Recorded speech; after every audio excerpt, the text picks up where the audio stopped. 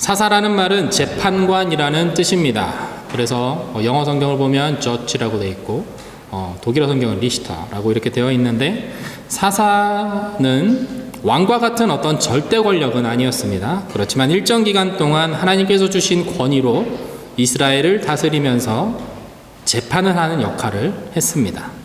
사사의 등장은 이스라엘이 위기를 겪을 때에만 한시적으로 이루어졌습니다. 국가의 위기가 지나가면 사사는 다시 본업으로 돌아가고 각 지파별로 활동을 하다가 다시 전쟁이 불가피한 때가 되면 사사는 다시 일어나서 전쟁을 치르고 이스라엘 백성들을 구원했습니다. 아무래도 사사 시대는 왕정 시대, 왕이 있는 왕정 시대에 비해서 불안해 보였습니다. 그래서 이스라엘 백성들은 하나님께 왕을 구하게 됩니다. 이러한 이스라엘 백성들의 불안함을 표현하는 어구가 이 사사기의 마지막 구절이 됩니다. 사사기의 마지막 절인 사사기 21장 25절의 말씀인데요. 한번 같이 읽어보겠습니다. 시작. 그 당시 이스라엘에는 왕이 없어서 모두가 자기 마음대로 행동했습니다. 이스라엘에 왕이 없어서 모두 자기 마음대로 행동했다는 이 말씀은 이제 이스라엘의 사사시대는 저물고 새로운 왕정시대로 들어가고 있다라는 것을 의미합니다. 사사시대를 겪고 있는 이스라엘 백성들은 계속해서 실패합니다. 그들이 어떤 실패를 하냐면 하나님만 섬기는 것, 그 시내산에서 맺은 하나님과의 언약을 지켜내는 그것에서 이스라엘 백성들은 실패합니다. 약 430년간의 사사시대를 지나면서 단 한 번도 이스라엘은 이 부분에서 성공한 적이 없었습니다. 사사기는 계속해서 하나의 패턴을 보여준다라고 말씀을 드렸습니다. 그것은 이스라엘 백성이 하나님으로부터 떠나서 이방신을 섬기는 그 타락과 그로 인한 이방 민족의 압제와 수탈, 그리고 하나님께 부르짖을 때 다시 사사를 통해서 하나님께서 이스라엘 백성을 구원하시는 바로 이 동일한 패턴이 사사기 내에서 계속됩니다. 그러나 이스라엘 백성들은 그들이 실패하는 이유를 어떤 영적인 관점, 곧 하나님과 자신들과의 그 관계에 대한 부분에서 찾지 않고 다른 나라에는 다 있는 왕이 자신들에게는 없는 것이 그 이유다라고 생각하고 그 결론을 내리게 됩니다. 자신들이 겪고 있는 이 이방 민족에 대한 수탈과 억압의 시간은 다름 아닌 왕권을 중심으로 한 강한 나라를 건설하는 것, 그것으로 해결될 수 있다라는 그들만의 결론에 이른 것이죠. 하나님께 의지하지 않고 내 힘으로 해결하겠다라는 것입니다. 하나님께서 의도하신 것과는 전혀 다른 방식으로 회개하고 돌이키는, 어찌 보면 단순한 결론, 그 신앙적인, 그 영적인 결론에 하나님은 이르기를 원하셨지만 이스라엘 백성들은 지극히 인간적이고 지극히 세상적인 대안들을 선택했습니다. 그들을 다스릴 강력한 왕을 세우는 것, 그것이죠. 사사기는 이러한 결론에 이르게 된 이스라엘 백성들을 비난하지 않습니다. 왜냐하면 사사기는 역사서이기 때문에 그렇습니다. 사사기는 담담하게, 그리고 아주 어떻게 보면 냉철하게 이스라엘의 실패와 그들의 왜곡된 신앙을 있는 그대로 기록하고 있습니다. 성경을 읽으면서 우리가 붙잡아야 할 것이 두 가지가 있다면, 하나는 하나님은 어떤 분이신가 라는 점이고, 또 다른 하나는 나는 누구인가 라는 질문입니다. 성경을 읽는 이유는 이 두 가지 질문에 우리가 수렴된다라고 할 수 있습니다. 하나님이 누구신지 알고 내가 누구인지 알아서 성경이 말해주는 그 하나님과 내가 어떠한 관계를 가지며 살아가고 있는지를 성경 말씀을 통해서 비추어 보는 것, 그것이 우리가 성경을 읽어가는 가장 주된 목적이다라고 할 수 있습니다. 사사기는 계속해서 실패하는 이스라엘 백성들을 포기하지 않으시는 하나님을 보여줍니다. 뒤로 갈수록 이스라엘 백성들의 이 심각한 영적 상태와 그들의 안일한 신앙의 모습은 신실하신 하나님과의 간극을 계속해서 벌려나갑니다. 이 간극을 따라잡으려는 어떤 노력, 그것은 이 인간들에게, 이 사람들에게 있지 않고 오로지 하나님께만 있다는 것을 우리는 이 사사기를 통해서 발견하게 됩니다. 이러한 전체적인 흐름 속에서 사사 드보라 이야기가 나옵니다. 드보라 선지자가 등장하기 전에 에훗이라고 하는 이름이 나옵니다. 에훗이라고 하는 이 사사가 죽자 다시 이스라엘은 하나님 앞에 악을 행했다라고 말해주고 있습니다. 오늘 본문 1절과 2절의 말씀인데요. 우리 한번 같이 읽어보겠습니다. 시작. 에훗이 죽고 나서 이스라엘 자손들은 여호와께서 보시기에 또다시 악한 일을 저질렀습니다. 그러자 여호와께서는 하솔에서 통치하는 가나안 왕 야빈의 손에 그들을 팔아 넘기셨습니다. 그의 군대 대장은 시스라였는데 그는 하로셋 학고임에서 살았습니다. 에훗은 왼손잡이였습니다. 그는 모압의 에글론이라고 하는 왕을 혈혈단신의 몸으로 가서 암살하고 이스라엘을 그 모압의 수탈로부터 구한 영웅이었습니다. 그리고 나서 80년간의 평화로운 시간을 보내면서 이스라엘은 다시금 하나님 앞에 악을 행했다라고 말합니다. 이 악은 사사기 2장 11절과 13절에 잘 나타나 있는데요. 함께 읽어보겠습니다. 11절, 12절, 13절입니다. 시작. 이스라엘 자손들은 여호와께서 보시기에 악한 일을 저질렀으며 바알 신들을 섬겼습니다. 그들은 자신들의 조상을 이집트 땅에서 이끌어내신 조상의 하나님 여호와를 버리고 그들 주변 민족들의 신들을 따르고 숭배해 여호와를 진노하게 했습니다. 그들은 여호와를 버리고 바알과 아스타롯을 섬겼습니다. 세계사의 문명의 발상지는 대부분 강을 끼고 있는 평원지대입니다. 풍부한 물을 가지고 좋은 땅에 뿌리내린 이 농경 문화는 자연스럽게 더 많은 수확을 위해서 기술을 개발하게 되고 그와 함께 부를 축적하면서 강대국으로 부상하게 됩니다. 가나안 역시 지중해를 끼고 있는 평야지대로 일찍이 농경 문화가 발달했고 부족 간의 어떤 경쟁으로 인해서 도구와 기술의 발달이 계속되었습니다. 그런 가나안 땅에 처음으로 정착한 이스라엘 백성들은 이제 유목민이 아닌 농경민족으로 변화해야 했습니다. 가장 빠르게 이들이 정착할 수 있는 방법은 무엇일까요?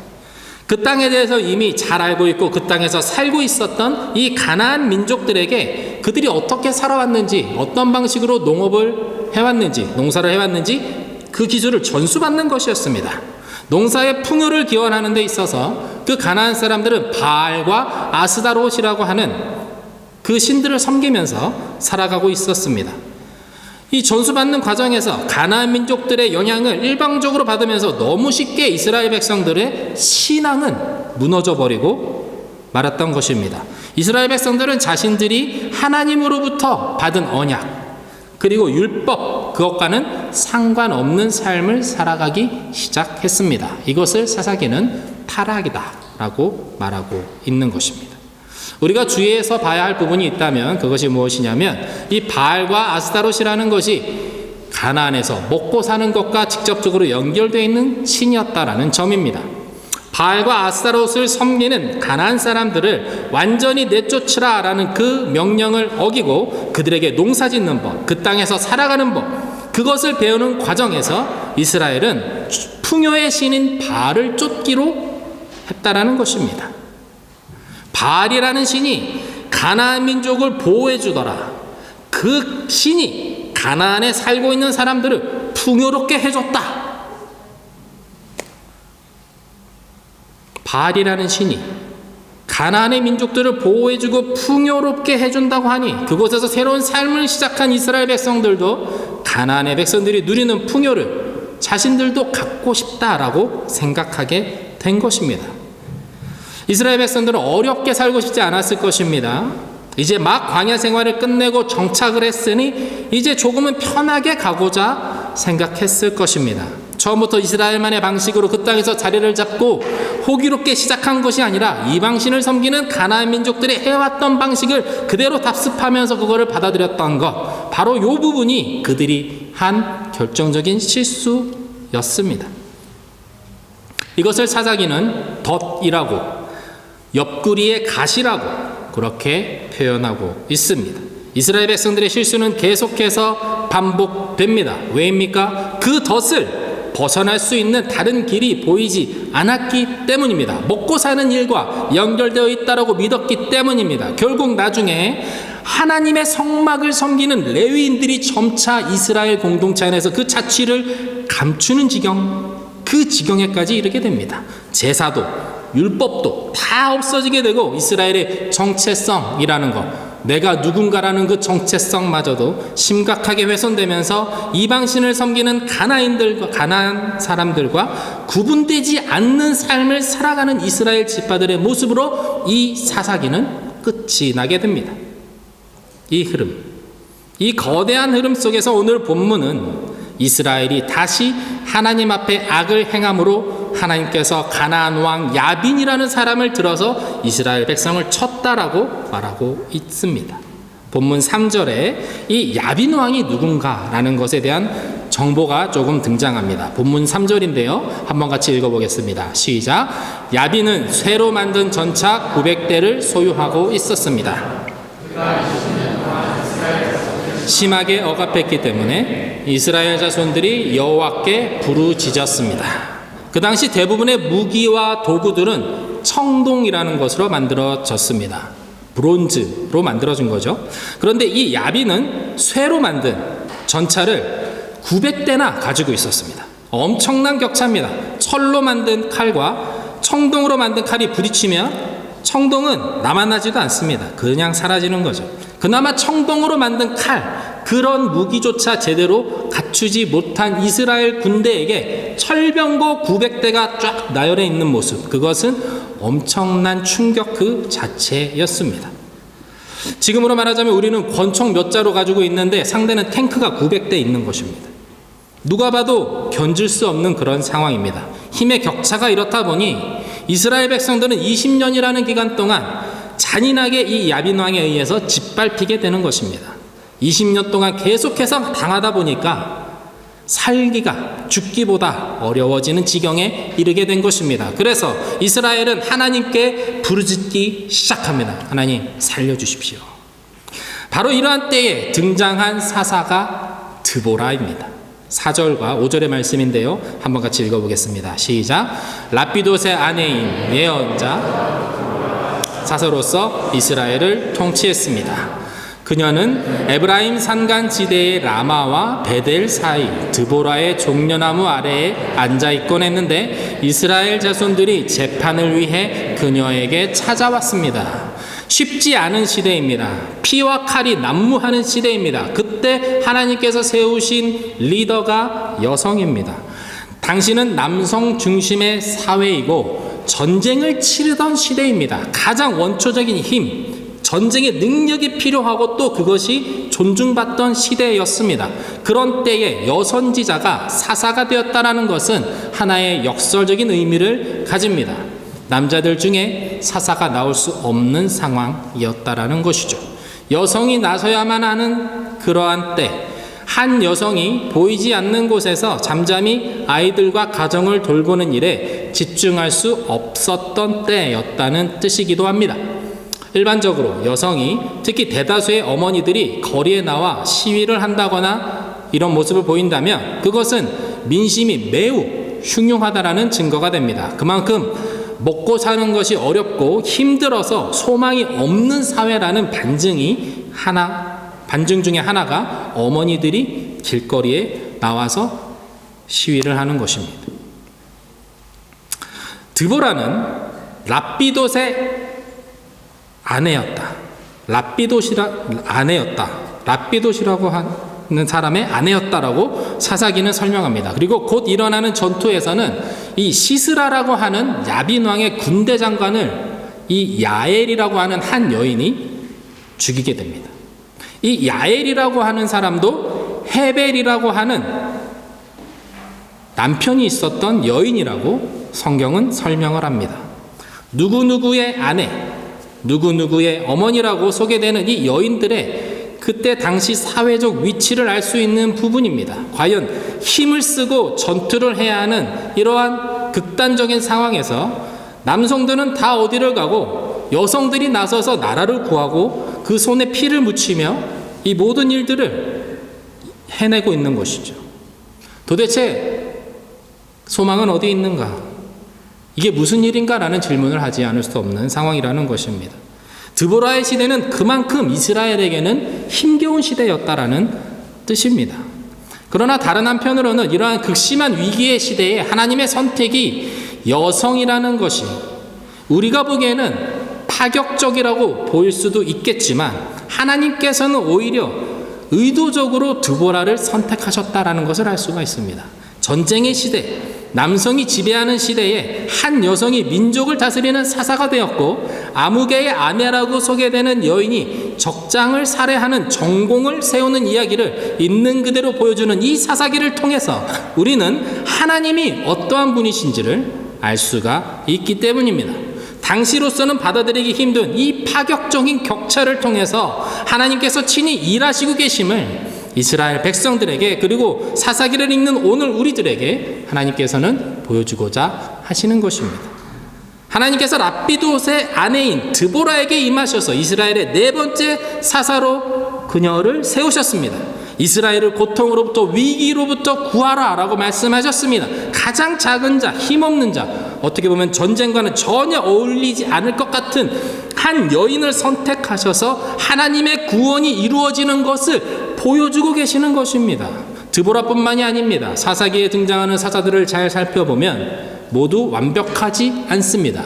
에훗은 왼손잡이였는데 굳이 왼손잡이 에훗이라고 쓰고 있는 것을 보면 그것이 일반적인 것은 아니다라는 것을 알 수 있고 오히려 약점과 같이 여겨지는 느낌을 줍니다. 그래서 한 주석가는 그가 오른손에 장애가 있는 사람이었을 것이다 라고 말하기도 합니다. 입다라는 사사도 있습니다. 그 입다는 기생의 아들이고 불량배 출신입니다. 삼손은 어떻습니까? 하나님께 드려진 나시린으로 태어나지만 제 멋대로 굴고 율법과는 상관없이 망나니처럼 살아가는 모습, 그러한 모습을 보여줍니다. 그러나 하나님은 이런 사사들을 사용하십니다. 쓸모없을 것 같고 자격이 없을 것 같아 보이는 이들을 들어서 하나님은 분명히 이스라엘을 구원하셨다라는 것입니다. 골리앗을 쓰러뜨리는데 어린 다윗을 사용하시는 것과 같은 것이죠. 이집트의 바로와 대결하기 위해서 말을 더듬는 모세를 보내시는 것과 같은 것입니다. 그리고 이렇게 말씀하시는 것입니다. 내가 할 것이다. 내가 그 일을 이룰 것이다. 하나님의 구원은 사람들이 생각하는 체계적인 시스템이나 이스라엘 백성들이 바라고 소원하는 절대 왕정의 통치 권력으로부터 나오지 않는다는 것을 말해주고 있는 것입니다. 반대로 야빈이라고 하는 이 가나안의 왕이 가지고 있던 900대의 철병거로도 하나님의 구원을 막을 수 없다는 것 또한 말해주고 있습니다. 당시 철병거 900대는 정말 엄청난 힘입니다. 그 누구도 쉽게 건드릴 수 없는 힘입니다. 그러나 이 엄청난 세상의 힘으로도 하나님의 구원이 이루어지는 것을 절대로 막을 수 없었다라는 것입니다. 또한 하나님의 백성인 이스라엘이 비록 실패하고 실수하고 넘어지더라도 그들을 절대로 버리시지 않으시는 하나님이시라는 것을 사사기는 우리에게 보여줍니다. 사사기는 하나님이 우리의 참된 소망이 되시는 분이라는 것을 우리에게 가르쳐주고자 합니다. 우리가 실패하며 하나님으로부터 떨어지고 하나님으로부터 멀어지더라도 그 간극을 다시 좁혀오시는 하나님은 참된 우리의 아버지시라는 것을 말해주고 있는 것입니다. 그 하나님의 절대성과 우리 인간의 허망함을 있는 그대로 역사 속에서 드러내 보여주고 있는 것이 사사기의 이야기들입니다. 그리고 우리로 하여금 깨닫기를 촉구합니다. 내가 나의 구원을 위해서 할 수 있는 것은 아무것도 없다는 것을 깨달으라 라는 것입니다. 하나님 앞에서 나의 이 무익함을 인정하라 라는 것입니다. 그분의 사랑에 의지해서 그분의 자비하심에 의지해서 이제는 인정하고 받아들이고 주님 앞에 나와라. 사사기는 그렇게 우리에게 말해주고 있는 것입니다. 신명기 말씀은 이제 막 가나안 땅으로 들어가려는 이스라엘 백성들을 향해서 그 가나안 땅을 밟아보지 못하고 죽은 모세가 죽기 전에 마지막으로 그들을 향해서 한 설교입니다. 지금까지 인도하신 출애굽의 하나님의 역사를 열거하면서 가나안 1세대들에게 절대로 이것만은 잊지 말아라 라고 말하는 그것을 모아놓은 것이 신명기입니다. 신명기 8장 1절에서 5절의 말씀을 제가 세 번역으로 읽어보겠습니다. 당신들은 오늘 내가 당신들에게 명하는 모든 명령을 잘 지키십시오. 그러면 당신들이 살아서 번성할 것이며 주님께서 당신들 조상에게 약속하신 땅에 들어가서 그 땅을 차지할 것입니다. 당신들이 광야를 지나온 40년 동안 주 당신들의 하나님이 당신들을 어떻게 인도하셨는지를 기억하십시오. 그렇게 오랫동안 당신들을 광야에 머물게 하신 것은 당신들을 단련시키고 시험하셔서 당신들이 하나님의 계명을 지키는지 안 지키는지 당신들의 마음속을 알아보려는 것이었습니다. 주님께서 당신들을 낮추시고 굶기시다가 당신들도 알지 못하고 당신들의 조상들도 알지 못하는 만나를 먹이셨는데 이것은 사람이 먹는 것으로만 사는 것이 아니라 주님의 입에서 나오는 모든 말씀으로 산다는 것을 당신들에게 알려주시려는 것이었습니다. 지난 40년 동안 당신들의 몸에 걸친 옷이 헤어진 일이었고 발이 부르튼 일도 없었습니다. 당신들은 사람이 자기 자녀를 훈련시키듯이 주 당신들의 하나님도 당신들을 훈련시키신다는 것을 마음속에 새겨 두십시오.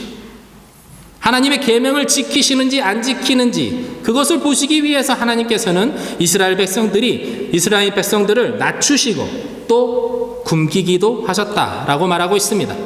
그리고 만나라는 것을 내려주셨습니다. 여러분, 이 만나는 하늘에서 내리는 빵입니다. 우리말로 하면 하늘에서 밥이 뚝뚝뚝 떨어지는 것입니다. 그런데 이렇게 굶기시면서까지 그들의 마음을 가난하게 하시면서까지 하나님께서 기다리셨다가 그 만나를 주시는 이유는 사람이 먹는 것으로만 사는 것이 아니라 하나님의 입에서 나오는 모든 말씀으로 산다는 것을 친히 가르쳐 주시기 위해서라고 모세는 말하고 있습니다. 이것이 부모의 마음이며 이것이 우리가 때때로 우리 자녀들이 스스로 깨닫기를 바라는 마음으로 마음을 단단히 먹고 우리 자녀들을 엄하게 훈련시키는 바로 그것과 같이 하나님께서도 이스라엘 백성들을 그렇게 훈련하신다라는 것을 기억하라고 죽음을 앞둔 노년의 모세가 다시금 힘주어서 외치고 있는 것입니다. 훈련하시는 아버지 하나님의 의도와 뜻을, 그 의지를, 그 사랑의 마음을 잊지 말라라는 것입니다. 우리가 잘 알듯이 이 말씀, 이 사람이 떡으로만 살 것이 아니요 하나님의 입에서 나오는 모든 말씀으로 산다라는 이 말씀으로 예수님께서는 광야의 사탄의 시험을 이기셨습니다. 사사기는 계속해서 같은 실패를 반복하는 이스라엘 백성들의 모습을 보여주는데 그것은 본질적으로 먹는 것, 바로 이 떡에 관한 시험이라는 것을 우리는 알아야 합니다. 이방 민족의 압제와 수탈이라는 거대한 문제 앞에 놓여 있는 이스라엘이지만 그 전에 그 땅에서 더 많이 얻고 더 많이 축적하고자 하는 욕심 때문에 선택한 바알과 아스다롯이 그 문제의 뿌리이기 때문입니다. 결국에는 먹는 것, 결국에는 나의 만족과 나의 편안함과 나의 유익을 놓치고 싶지 않은 그 마음, 그 욕심이 문제라는 것이죠. 사람은 밥으로만, 사람은 먹는 것으로만 살지 않는다라는 것을 가르쳐주고자 하시는 분이 우리 하나님이십니다. 이스라엘 백성들은 비록 노예였지만 400년 동안 편안하게 이집트에서 살아왔습니다.